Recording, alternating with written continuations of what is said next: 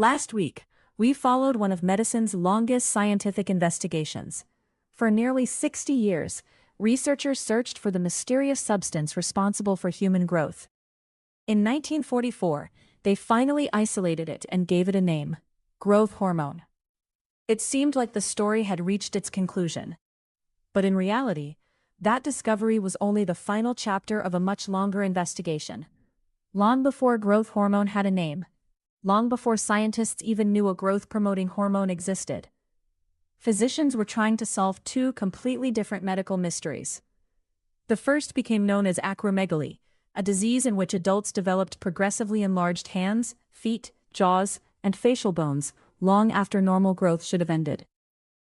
The second involved children who barely grew at all compared with other children their age. At first, these looked like completely unrelated conditions.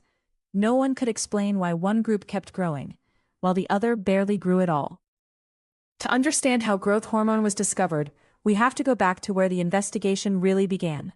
Not in a laboratory, but in hospitals and clinics, where physicians were trying to explain the unusual patterns of growth they were observing in their patients. Our story doesn't begin in 1886. It begins decades earlier. Throughout the early and mid-1800s, physicians across Europe occasionally encountered patients whose appearance changed in ways they had never seen before. Their hands became unusually large. Their feet continued enlarging. Their jaws slowly projected forward.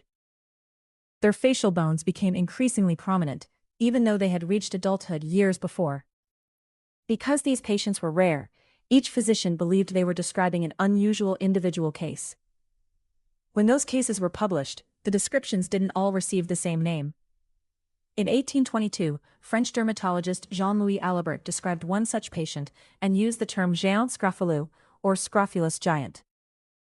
In 1864, Italian psychiatrist Andrea Verga proposed another name, prosopoectasia, meaning enlargement of the face, because the facial changes were so striking.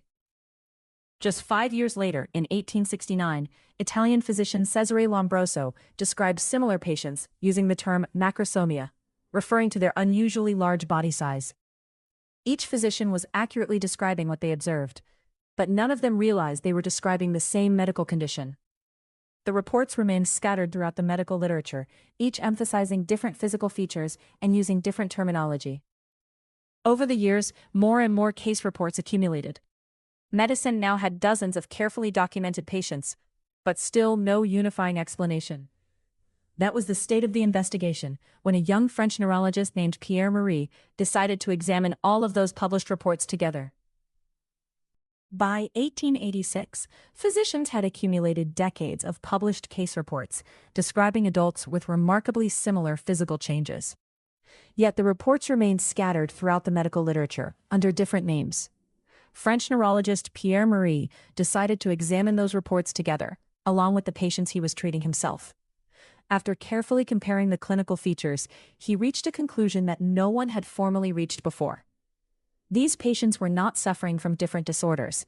They were all showing the same distinct clinical condition.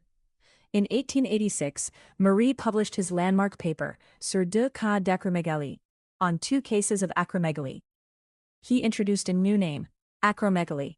The word comes from 2 Greek terms. Akron means extremity, the hands, feet, and other outer parts of the body. Megaly means enlargement. Marie deliberately chose the name because enlargement of the extremities was one of the most consistent physical signs he observed in his patients. For the first time, physicians had a common language to describe the same clinical condition. The scattered case reports were no longer isolated observations. They had become one recognized disease. But identifying the disease answered only one question. It immediately raised another. What was causing these adults to continue growing long after normal development had ended?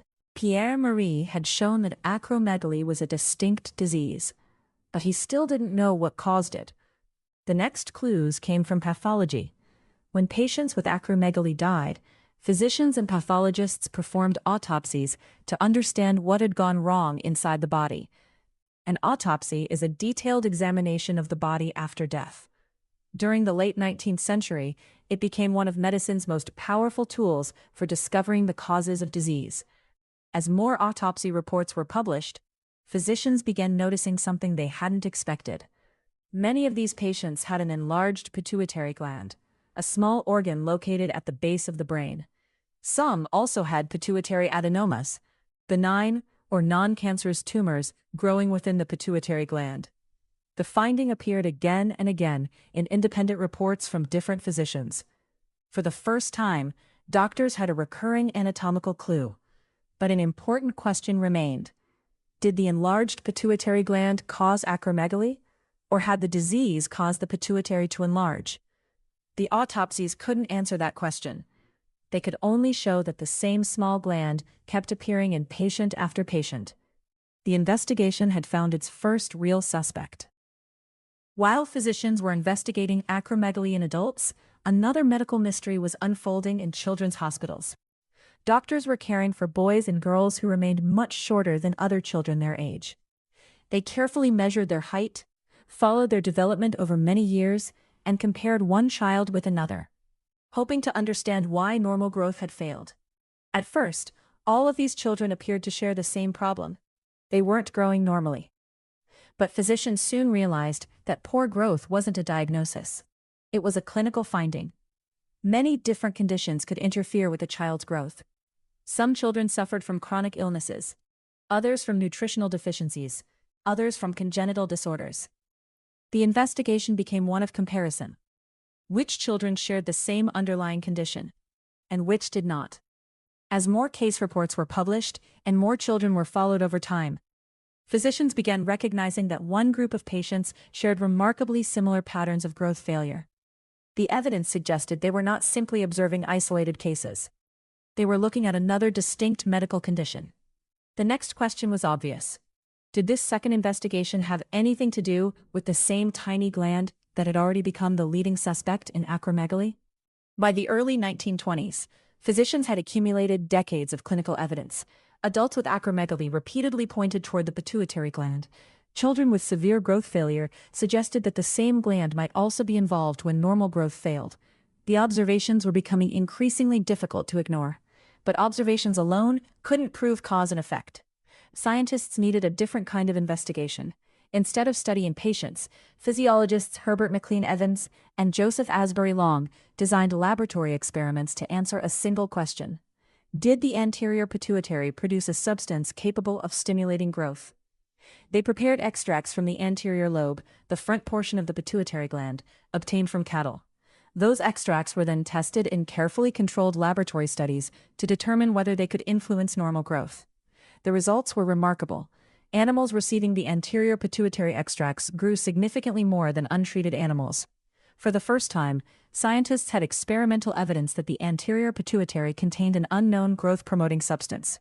They still didn't know what that substance was. They couldn't isolate it. They couldn't identify its chemical structure. They didn't even have a name for it. But one question had finally been answered. The pituitary gland wasn't simply associated with growth. It was producing something that controlled it. The experiments of Herbert Evans and Joseph Long had answered one important question. The anterior pituitary produced an unknown substance capable of stimulating growth. But the investigation was far from over. Scientists still had no idea what that substance actually was. The pituitary gland wasn't producing just one protein. It contained many different hormones and proteins mixed together. The challenge was no longer proving that the mysterious substance existed. The challenge was finding it.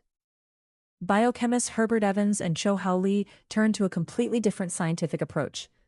They collected thousands of anterior pituitary glands from cattle and carefully extracted the proteins they contained. Using biochemical purification techniques, they separated those proteins into increasingly smaller fractions. A fraction is simply a smaller group of proteins separated from the original mixture. After every purification step, they tested each fraction to determine whether it still contained the unknown growth-promoting activity. If the activity remained, they knew they were getting closer. If it disappeared, they knew they had removed the wrong proteins. Again and again they repeated the process. Each round narrowed the search, until finally, only one biologically active protein remained. For the first time, scientists had isolated the mysterious growth-promoting substance that physicians had been searching for decades. The discovery of growth hormone did more than identify a new protein. It brought together nearly 60 years of scientific investigation. The scattered case reports, Pierre Marie's recognition of acromegaly, the autopsies that repeatedly pointed to the pituitary gland, the investigation into children whose growth had failed, the laboratory experiments proving that the anterior pituitary produced an unknown growth-promoting substance. Each investigation answered one question. Each answer led scientists to the next investigation. Together, those discoveries finally revealed the unknown growth-promoting substance. In 1944, it was isolated and given its name, growth hormone.